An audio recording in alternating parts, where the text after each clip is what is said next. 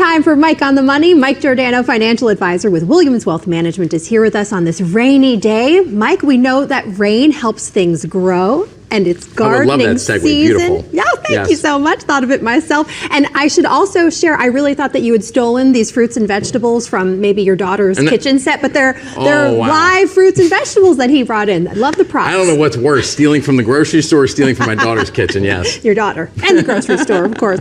All right, so we are going to be talking about how we can grow our money like a gardener grows their crops. Right. First question, and tell us about this. You say the first thing we need to do is plant the seeds. Well, you know, you have to take action. And if you don't plant seeds, you don't have all of this beautiful fruits and vegetables.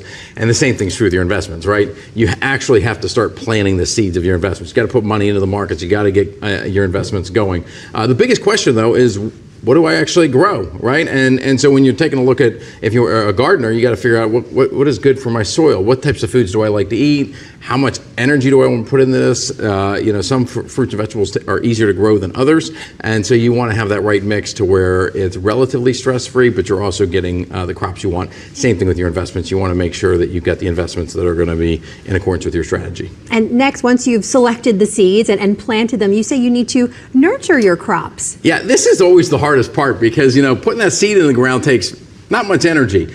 But nurturing it is the real challenge, right? They need water, they need oxygen, they need sunlight. We can't really control too much of the sunlight. Maybe Chris can, but you need to water them, and you need to give them a lot of water, and some crops more than others. And so oftentimes you're putting so much energy into it, and you're not seeing it grow yet. I kind of alluded to this last week. Same thing's true with your investments. You have to put so much energy into them. You have to keep investing more and more money in order for the crops to start taking hold on their own.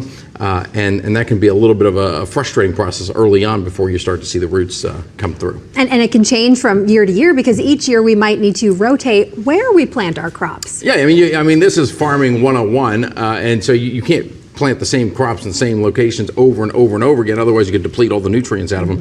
And it's the same thing with your investments. You can't keep making. You don't want to make the same investments all the time, and get things out of balance. You have to rebalance your investments occasionally, and that means mixing things around so that you maintain the same types of balance within the strategy that you're trying to employ. And it's the same thing with gardening. You want to make sure that the nutrients are there so that your crops always turn out well. Okay, and now we're getting to the fun part, which is harvesting the crops. Who doesn't like to eat? That's right. Yeah.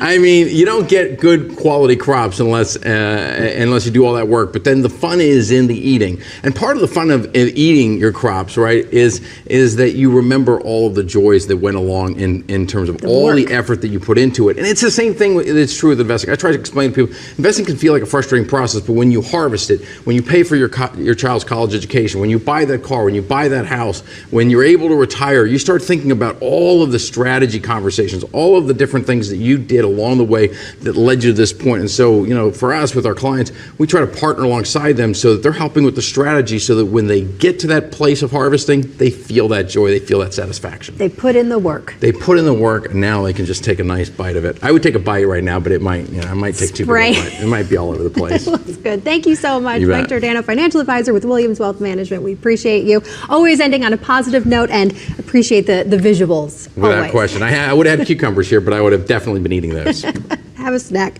We'll be right back.